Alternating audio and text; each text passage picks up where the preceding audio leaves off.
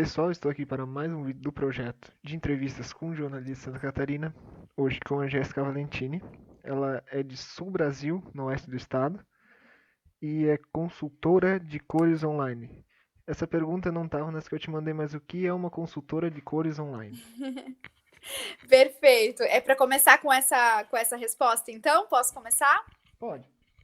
Primeiro eu queria te agradecer, né, pelo convite. E eu costumo dizer que eu me tornei jornalista para informar, né, passar informações, né, comunicar informações. E através do jornalismo, especificamente jornalismo de TV, que é o que eu trabalho hoje, eu descobri que as cores elas fazem muita diferença e elas nos ajudam a ficar bem na imagem, né? Ou não. Então, o que eu faço hoje é ajudar as pessoas a buscarem cores que favoreçam elas, né? Não só em vídeo, mas na vida, né? Porque, então, basicamente é isso que eu faço hoje, além do jornalismo, né? Além de comunicar informação, eu também comunico, ajudo as pessoas a encontrar cores que ajudem elas a se comunicar. Então é isso.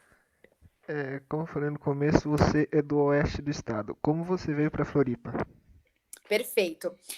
Eu fiz faculdade em Santa Maria, né? Muita gente que é do oeste do estado vai para Santa Maria, inclusive porque é mais perto, né, lá do oeste.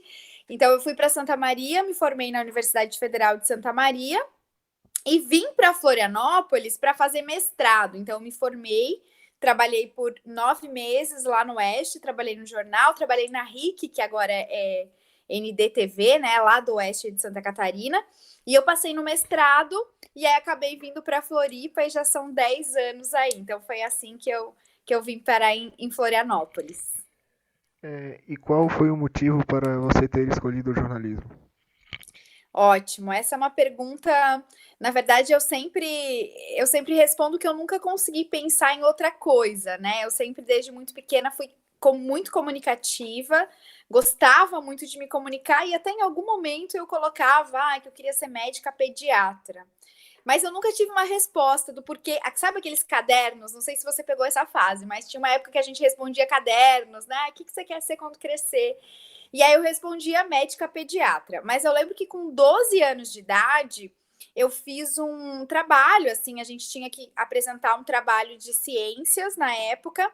E aí eu fiz esse trabalho e a gente resolveu apresentá-lo através de um jornal. E ali me despertou esse desejo de ser jornalista. Eu já tinha alguns colegas que falavam que eu falava muito bem, que eu me expressava muito bem, que eu comunicava bem e que eu tinha que ser jornalista, mas eu ainda relutava um pouquinho. Os meus pais também relutaram um pouco, assim, que eu ia ter que sair da cidade, né? Eles queriam que eu fizesse alguma coisa que eu pudesse ficar lá, né? Embora a cidade tenha 3 mil habitantes, é bem pequenininha. E aí, por conta disso, eu resolvi ser jornalista, insistir nesse desejo e depois eu nunca mais mudei. Então, desde os 12 anos de idade, eu resolvi que eu queria usar essa minha habilidade, que era uma habilidade natural de comunicação, e ser jornalista. Então, desde os 12 anos de idade, eu não pensei em outra coisa. E aqui estou como jornalista. E tem um nome no jornalismo que você admira? Tem. Até pensei em dois nomes, mas tem um nome especificamente que eu gosto muito e que me inspirou, inclusive, a pesquisar, né, no meu mestrado e no meu doutorado, que é a Neide Duarte. Ela tem um jeito, assim, eu não sei se você já viu alguma reportagem e quem vai nos assistir também, ela tem um jeito humanizado de fazer jornalismo, né? O que é um jeito humanizado de fazer jornalismo? É olhar para a fonte, né? Olhar para a pessoa que está sendo entrevistada como um ser humano, né? Como uma pessoa que é igual para igual, assim. Não importa se a pessoa é o presidente da República ou é um gari, como ela entrevistou, um catador de papel, como ela entrevistou muitas vezes. Então, eu lembro de várias cenas, assim, de reportagens dela que me marcaram, inclusive antes de ser jornalista, que ela, por exemplo, entrevistando catadores de papel, sentada no meio, assim, do lixo, né, no meio daqueles materiais recicláveis, sentada exatamente do lado da pessoa, né, que estava sentada no chão. Então, essa proximidade dela com as pessoas me marcou, né? Eu sempre pensava assim, eu quero ser uma jornalista que tenha essa empatia pelo entrevistado. Então foi uma pessoa que me inspirou muito e depois eu acabei usando ela como inspiração, tanto na minha pesquisa de mestrado como de doutorado, né? Como um exemplo de bom jornalismo. E quando eu fui analisar o que ela tinha de diferente, foi justamente essa forma de se aproximar das pessoas, né? Ela não parava a vida da pessoa para entrevistar, isso também me marcou. Então, por exemplo, entrevistando uma pessoa que ela andava na rua junto com a pessoa para entrevistar, né? Ela não fazia cenas forjadas, que eu acho que tem muito jornalista que faz isso, né? Ensaia cenas, né? Ensaia situações. E ela não, ela realmente entrava na realidade daquela situação e conseguia, de alguma forma, extrair histórias maravilhosas. Então, a Neide Duarte realmente é uma pessoa que me inspirou. Uma reportagem que você fez que é marcante para ti. Perfeito. Pensei em várias, assim, mas tem uma realmente que foi no G1, né? Quando eu fui editora do G1 Santa Catarina, a gente fez o G1 como um todo, ele faz reportagens de acordo com a geografia, né? Então, por exemplo, reportagens de Santa Catarina são feitas aqui, reportagens do Rio Grande do Sul, lá no Rio Grande do Sul. Mas no caso do incêndio da Boate Kiss, né, que foi um fenômeno que aconteceu e que marcou todo o Brasil e todo o mundo, né, que foi notícia nacional e internacional, nós também aqui de Santa Catarina, a gente fez algumas histórias de pessoas que morreram, que eram daqui, e também de pessoas que tiveram contato, né, algumas histórias. E aí uma das histórias me marcou muito, que inclusive naquele dia foi a notícia mais lida do G1, assim, do G1 nacional como um todo, assim, teve mais de 1 milhão de acessos. E foi uma notícia muito simples, que foi a história de uma mãe de um sobrevivente aqui de Criciúma, no sul do estado, que ela recebeu a ligação do filho às 4 horas da manhã e o filho dizendo: olha, mãe, teve um incêndio aqui no lugar onde eu estava, mas eu estou bem. Pode ficar tranquila que eu estou bem. E quando ela acordou às 7 horas da manhã, isso foi no meio da madrugada, quando ela acordou às 7 horas da manhã, ela tentava ligar para o filho, ele estava no hospital e ele estava com o celular desligado e ela não conseguia. Então ela entrou em desespero, ela ficou horas assim, foi para Santa Maria, pegou o carro, estava indo para Santa Maria, e aí de repente ela conseguiu falar com ele e felizmente ele estava vivo. Então foi uma história feliz entre toda essa tragédia. E o que me chamou a atenção foi que foi uma história de uma mãe. Então eu acredito que ela tenha sido mais lida dentro daquele momento de tragédia, porque muitas mães, né, centenas, milhares de mães, naquele momento que era tão difícil de tragédia, devem ter comemorado com ela, né? Tinha ali uma notícia feliz dentro de um contingente de tragédia. Então, essa foi e foi a mais lida, tanto que foi a mais lida entre notícias de, enfim, de pessoas que morreram, de personagens, né, daquela história.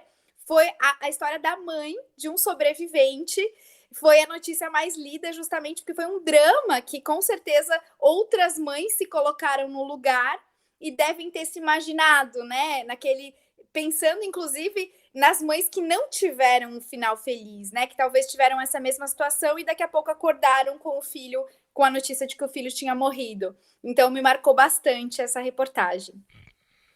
E um desafio que você já passou em sua carreira? Bom, teve alguns desafios, mas sem dúvida no G1 foram os mais difíceis, assim, foram algumas coberturas, assim, que eu fiz, a gente sai pouco, né? Eu vou dizer, assim, que as coberturas como um todo foram desafiadoras. Então, a gente passou, enquanto eu estive no G1, que foram 4 anos e meio, a gente teve algumas coberturas como essa do incêndio da Boate Kiss que realmente foram bem difíceis. Mas teve uma transição ali, a gente começou a fazer, eu estava no G1 quando a gente começou a fazer vídeos para o G1, né? Ainda não era... Ainda não tinha esse casamento entre o texto e o vídeo, né? O próprio G1 Nacional ainda não tinha nem começado a fazer vídeos. E foi aí que eu despertei para a vontade de voltar para a televisão, né? Então, teve uma cobertura que foi uma cobertura feliz, na verdade, né? Da Festa do Pinhão, que estava muito, muito, muito frio. A Festa do Pinhão em Lages é congelante. E eu fiquei umas 4 horas, mais ou menos, durante o festival que teve, ao vivo, né? Então, eu e o apresentador, ele me chamando, eu chamando ele, e foram 4 horas no meio da madrugada que eu não senti frio, que eu não senti nada, assim. Eu só estava vivendo aquele momento feliz de estar fazendo jornalismo.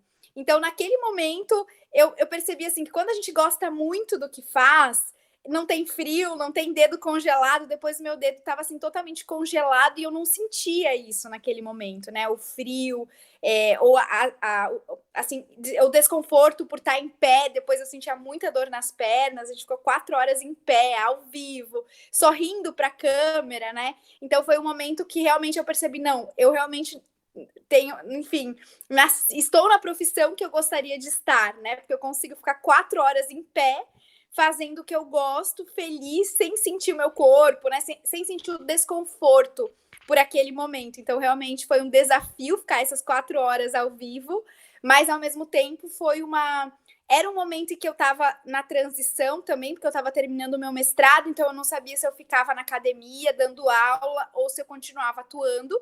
Então, ter vivido aquele momento, aquelas 4 horas em pé, sem sentir fome, sem sentir frio, sem sentir vontade de ir no banheiro, coisas, né, que são humanas, digamos assim, foi essencial para eu decidir continuar na minha carreira de jornalista atuando, né, não indo especificamente para academia ainda. Eu pretendo ir um dia, mas não ainda, né? Então foi bem marcante na minha carreira essa cobertura especificamente. E agora, para finalizar, são perguntas rápidas. Um momento especial na sua vida e carreira. Eu acho que esse, sem dúvida, essa cobertura da Festa do Pinhão de Lages foi um momento especial, assim, eu lembro que eu terminei chorando muito de felicidade. Então, sem dúvida, esse foi um momento de transição que me marcou bastante e na minha vida pessoal também. Uma data especial para ti. Eu diria que foi a minha formatura, assim, foi o início da carreira, assim, foi no dia 28 de fevereiro de 2009. Então, no último dia de fevereiro de 2009. Uma pessoa que te apoiou muito. Meus pais, né? Não dá para dizer só o meu pai, mas para ele eu sei que foi muito difícil eu sair de casa. Ele sabia que eu ia ter que sair de casa e mesmo assim eles me apoiaram bastante. Então os meus pais foram essenciais nesse processo. E por último, defina-se em uma frase. Tem uma frase que o meu avô falava muito e que é a frase, meu lema de vida, que conhecimento não ocupa espaço. Então, eu estou sempre aprendendo alguma coisa, tanto que eu me tornei consultora de cores, eu estou sempre aprendendo sobre o ser humano. Então, realmente, assim, conhecimento nunca é demais eu acho que pode ser a coisa mais banal que seja, né? Pode ser uma coisa, a curiosidade é a curiosidade que tem que levar o jornalista adiante, né? É a curiosidade que alimenta a profissão do jornalista. Então, eu acho que a gente não pode parar de descobrir coisas, de conhecer coisas e de estudar, seja o que for, seja a bula de remédio ou seja realmente algo maior, né, que a gente pode descobrir. E agora, na parte final, é a parte das redes sociais. Pode ficar à vontade. Perfeito. Então, quem quiser me seguir, você fala para convidar as pessoas, né? Quem quiser me seguir, é isso? É. Perfeito. Então, eu tenho meu Instagram, que eu compartilho algumas coisas profissionais como jornalista, também como consultora de cores. Então, é o Jéssica Valentini, Jéssica com G. Isso é importante, senão as pessoas não me encontram, né? Então, é o Jéssica Valentini. E aí eu tenho o Facebook também, que é o mesmo nome, e aí as pessoas podem ficar à vontade. O YouTube eu tenho um canal também, mas que não tô atualizando muito, então é mais pelo Instagram que eu converso com as pessoas e troco experiências. Facebook e Instagram. Queria te agradecer mais uma vez por ter participado e para o pessoal aí, até o próximo vídeo.